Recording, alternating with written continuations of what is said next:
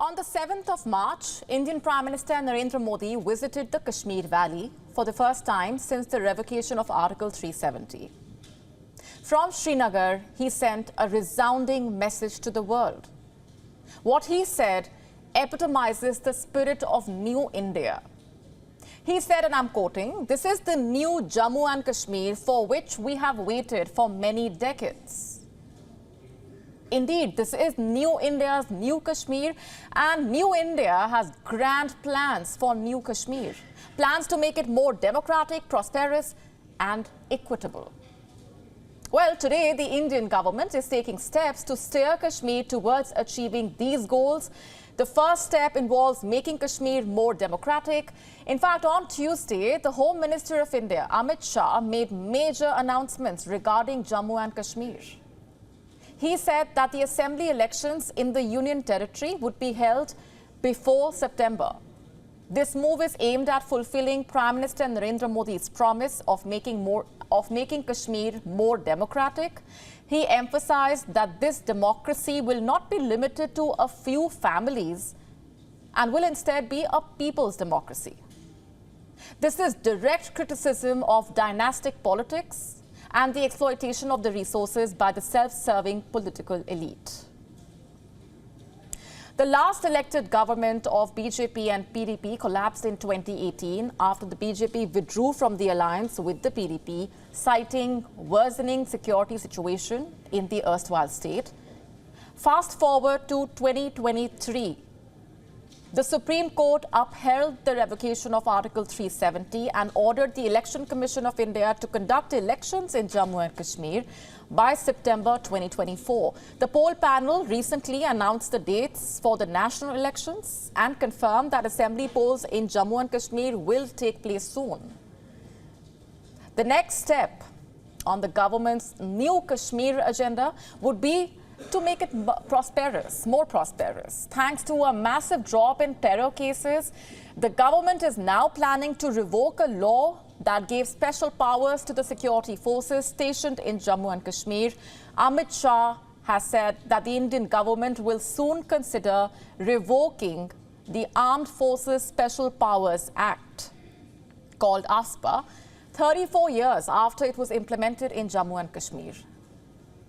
The law, by the way, has been a bone of contention for a long time. It basically gave special powers to the armed forces battling militancy in the valley. And now the Indian minister has said that the central government would consider revoking the law. The Home Minister said, and I'm quoting, "We will also think of revoking AFSPA."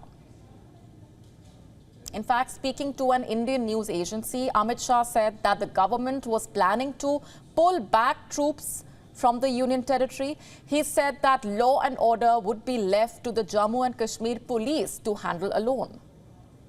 Now, this is big. It's a step towards a new Kashmir. You see, AFSPA, which granted special powers to security forces, was first enacted in Jammu and Kashmir during a time of unrest in the region. The law allowed the armed forces personnel to search, arrest and even use firearms if necessary for the maintenance of public order in disturbed areas. Currently, the Armed Forces Special Powers Act is still in effect in Jammu and Kashmir, although it has been removed in 70% of the areas in the northeastern states.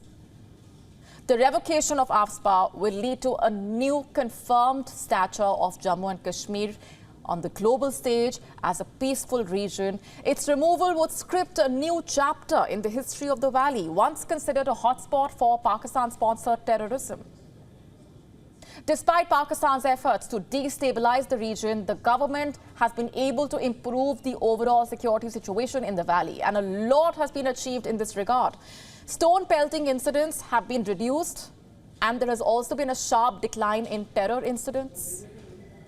According to the Home Minister, Amit Shah's statement, in December 2023, there has been a 70% decline in incidents of terrorism.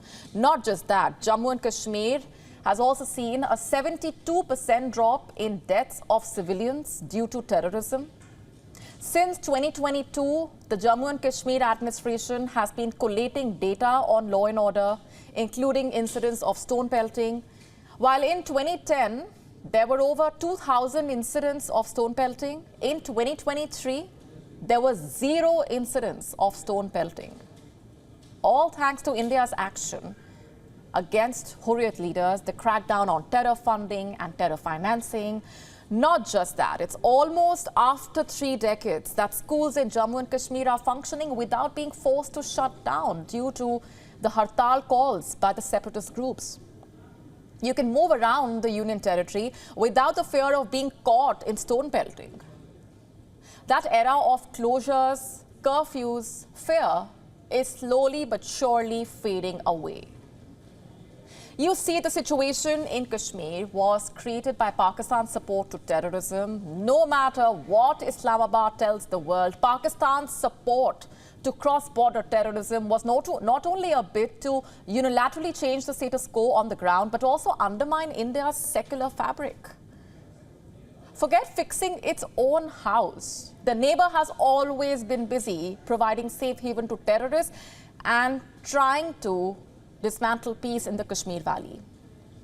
But new India is having no more of that. The progress being made in Jammu and Kashmir is a slap in the face to Pakistan's efforts. All these years of exporting terror, what did it get them?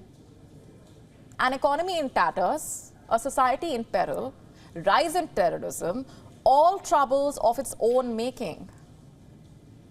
Animosity with India has cost Pakistan dearly, and now there is an admission of guilt in Pakistan. A minister of Pakistan's newly formed government is pushing for normalizing ties with India, indicating a potential shift in diplomatic stance. The Pakistan foreign minister has said that Islamabad will seriously consider restoring trade ties with India. It has been suspended since August 2019. According to Pakistan media reports, the minister said, and I'm quoting, "We will seriously look into matters of trade with India." Not just the foreign minister, by the way, the federal minister for maritime affairs, Kaisar Ahmad Sheikh, also talked about the pressure that the Pakistan government is facing from businesses in the country to resume trade with India. Even former Prime Minister Nawaz Sharif has on numerous occasions pushed for better ties with India. Pakistan, which downgraded its diplomatic ties with India after the Indian Parliament's abrogation of Article 370, has been struggling to pay back its external debts due to slower economic growth and a lack of new investments. In short, basically, Pakistan shot itself in the foot with its own policies.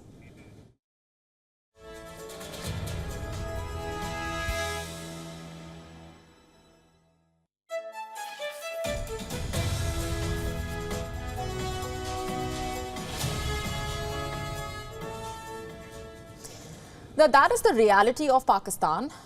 But what is India's stand? India has time and again reminded Pakistan, Jammu and Kashmir is an integral and inalienable part of India. So in a nutshell, India's position is very clear and not changing. Talks and terror cannot go hand in hand.